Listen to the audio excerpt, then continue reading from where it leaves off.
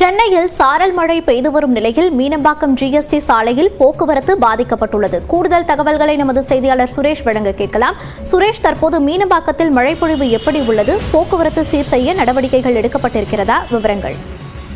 அதாவது சென்னை புறநகர் பகுதியான ஆலந்தூர் விமான நிலையம், பல்லாவரம், குரோம்பேட், தாம்பரம், வண்டலூர், முடுத்தூர் அதன் சுற்றுவட்டார பகுதியில் காலையிலிருந்து மேகமூட்டத்துடன் காணப்பட்டு வந்த நிலையில் கடந்த 1 மணி நேரத்துக்கு மேலாக சாரல் மழை பெய்து வருகின்றது. இதனால் தாம்பரத்திலிருந்து கிண்டி செல்லக்கூடிய ஜிஎஸ்டி சாலையான மீனம்பாக்கம் பகுதியில் கடும் போக்குவரத்து பாதிப்பானது ஏற்படும். அந்த காட்சியை தற்போது நம்ம பார்த்துக் கொண்டிருக்கிறோம்.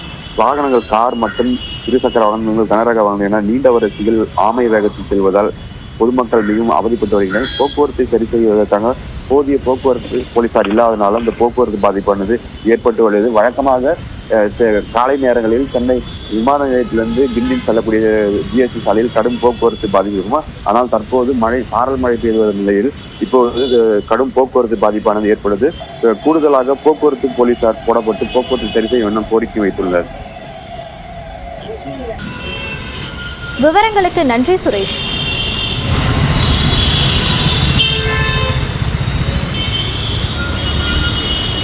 பழைய கார்களுக்கான ஜிஎஸ்டி வரி உயர்த்தப்பட்டுள்ள நிலையில் புது வரி விதிப்பு யாருக்கெல்லாம் பொருந்தும், எவ்வளவு செலுத்த வேண்டும், என்ன பாதிப்பு என்பதை வரைகலை மூலம் விளக்குகிறார் சிறப்பு செய்தியாளர் காயத்ரி. யூஸ்டு கார்னு சொல்லப்படக்கூடிய அந்த பழைய கார்களை இனிமே விற்கும் பொழுது ஜிஎஸ்டி வரி கூடுதலாக உயர்த்தப்பட்டிருக்கு. அது எந்தெந்த கார்களுக்கு பொருந்தும், எவ்வளவு வரி விதிப்பு அப்படிங்கறத கொஞ்சம் விரிவா பார்க்கலாம்.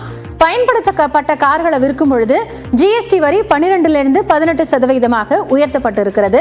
லாபத்தை அடிப்படையாக கொண்டுதான் இந்த வரி விதிப்பு அப்படிங்கிறது கணக்கிடப்படும். அதாவது ஒருத்தர் விற்பனை செய்யும் பொழுது அதில் இருக்கக்கூடிய மார்ஜின், இன்னும் சிம்பிளா சொல்லணும்னா விற்கிறது வாங்குறது, இந்த தொகைக்கு இடைப்பட்டு இருக்கக்கூடிய இந்த டிஃபரன்ஸ் இருக்கு இல்லையா, அந்த தொகைக்கு தான் வரி செலுத்த வேண்டியது இருக்கும்.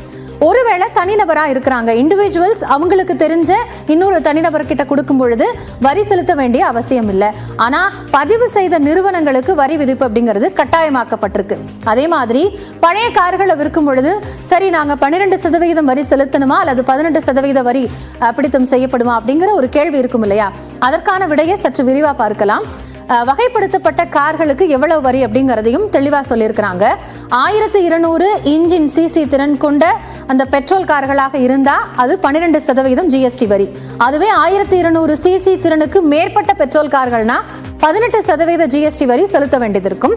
இது டீசல் கார்களுக்கும் இதே மாதிரி தான். 1500 சிசி திறனுக்கு உட்பட்ட கார்கள் அப்படின்னா 12%, 1500 சிசி இன்ஜின் திறனுக்கு மேற்பட்ட டீசல் கார்கள்னா 18% வரியும் இனிமேல் உயர்த்தப்படும். அதே மாதிரி கார்களுடைய அளவையும் குறிப்பிட்டு சொல்றாங்க.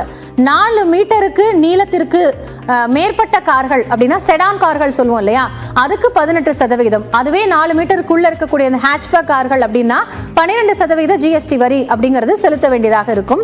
அதே மாதிரி லக்ஸரி கார்ஸ், ஆடம்பர கார்கள் அப்படின்னு சொல்றாங்க, அதை விற்பனை செய்யும் பொழுது 28% ஜிஎஸ்டி வரி செலுத்த வேண்டியதாக இருக்கும்.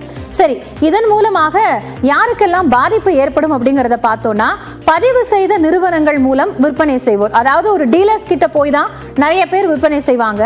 இண்டிவிஜுவல்ஸ் தெரிஞ்சவங்க காரை சேல் பண்ணிக்கிறது அப்படிங்கிறது ரொம்பவே குறைவு. அதனால டீலர்ஸ் மூலமா போறவங்களுக்கு மிகப்பெரிய பாதிப்பு இருக்கும்.